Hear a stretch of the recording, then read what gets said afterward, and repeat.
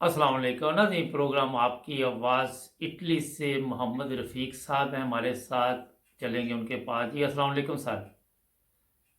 वालेकुम सलाम। हाँ जी सर, क्या कहना चाहेंगे आप?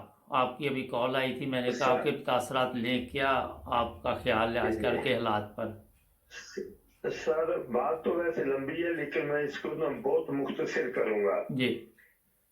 बात स्टार्ट होती है 1947 से, जब ये मुल्क आजाद हुआ था जी।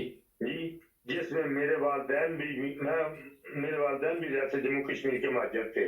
अच्छा। तो एक नजरिए के तहत ये सब कुछ हुआ, लेकिन वो तो बातें किताबों में वैसे हैं।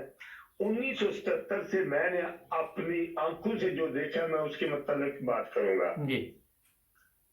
1977 में जब ये भुट्टो साहब के खिलाफ तारीख चली तो उसमें कौन थे? फजल रहमान साहब के बाप थे मौलाना, ये जी। सब भी थे ना जो अब है। जी। तो मैं पूछता हूँ कि 70 साल में इन लोगों ने पाकिस्तान को कहां पहुंचाया है? हम्म। जब ये पाकिस्तानी रुपया तकरीबन पौंड के बराबर था। जी। 1977 में मुझे याद है मैं 3 रुपए का पौंड खरीदता था। जी। तो अगर 1977 में इन्होंने पाकिस्तान को इतनी आला बुलंदियों पर पहुंचाया है, तो इमरान खान ने 3 साल में पाकिस्तान को तबाह कर दिया है। हम्म। दूसरी बात मैं और पूछता हूँ। जी। पाकिस्तान में मैं हमेशा पूछता हूँ पाक फौज, हम्म। लेकिन पाक फौज से एक सवाल है, वो जो मेजर से ऊपर के अफसरों थे वो फौज में शामिल नहीं होते, वो हम्म। हमारे हुक्मरानों में शामिल होते हैं। वो अंग्रेज के गुलाम है, हम उनके गुलाम है।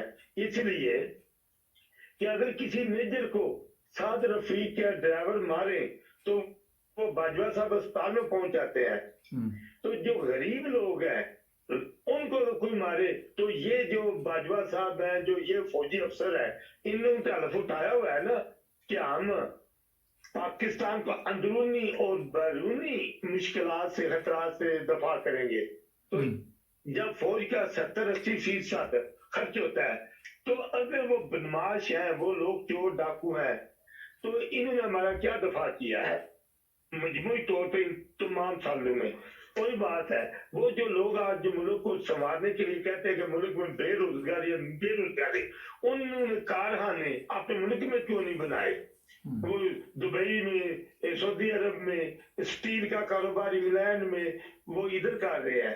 तो मैं सिर्फ इतना लोगों से कहना चाहता हूँ, मुझे यकीन है कि नौजवान नस्ल जाग पड़ी है, लेकिन जैसे 1947 में कुर्बानियां दी थी, इसी तरह अब भी कुर्बानी देने का वक्त आ गया है।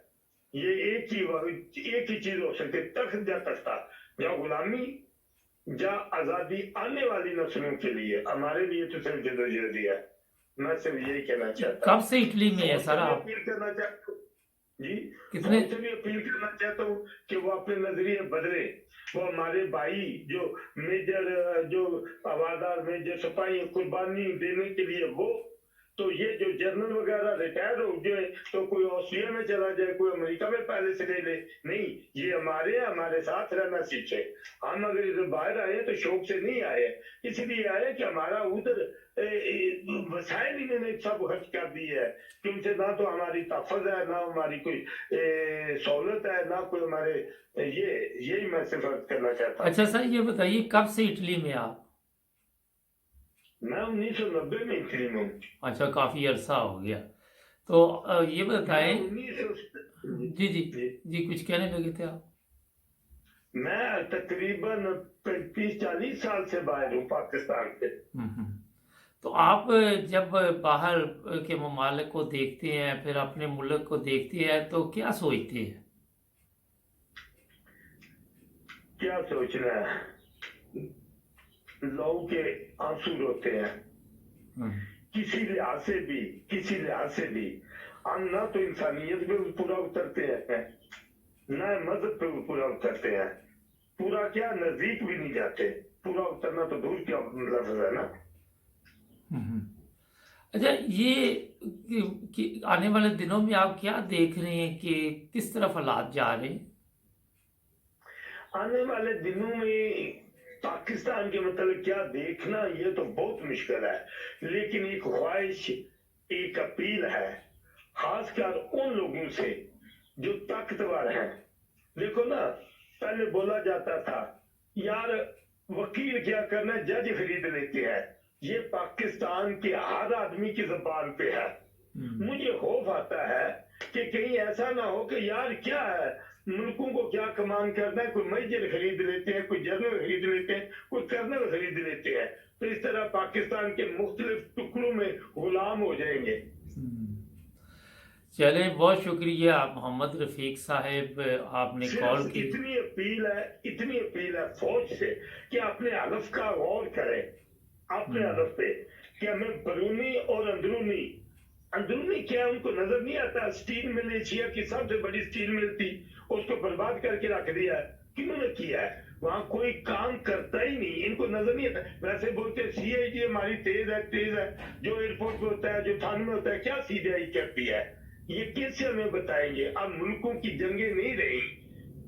اب یہ اتنی بڑی فوج اگر ہمیں ہمارے دشمن سے بچا لے تو ان کی عظمت کو ہزاروں سلام کہتے ہیں ہم. بہت شکریہ رفیق صاحب، آپ نے ٹائم دیا. روتا ہے کہ اتنی پرورش 80% کمائی کا ان پہ خرچ کر کے ہمیں اپنے بدماشی سے نہیں بچا سکتے، تو یہ مودی اور 70 سال سے کشمیر میں جو ہو رہا ہے کیا کر رہے ہیں؟ جی چلیں، بہت شکریہ سر آپ. نہیں بچا سکے تو اپنے تو بچا لینا، تاکہ ہم تگڑے ہو جائیں، ہم طاقتور ہو جائیں.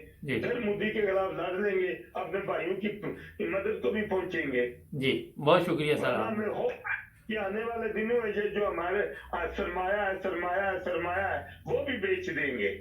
چلیں، بہت شکریہ. چلیں، ٹائم ختم ہو گیا، پھر آپ سے کبھی بات ہوگی. شکریہ آپ کا کال کرنے کا. Thank you. ناظرین، یہ ابھی کال آئی تھی اٹلی سے، میں اسٹوڈیو میں تھا، میں نے کہا ان سے بات کر لیتے. دیکھیے، ہر بندہ اس کی ذاتی رائے جو ہے وہ آپ تک پہنچ رہی ہے. نہ کسی کو پہلے فون کیا جاتا ہے، نہ کسی سے بات کی جاتی. یہ ہر بندہ اس چیز کا گواہ. تو فیصلہ آپ نے کرنا. جڑے رہیں 9 بجے ٹی وی انٹرنیشنل کے ساتھ. ملیں گے ایک نئے پروگرام میں. اپنا خیال رکھیں. اللہ حافظ.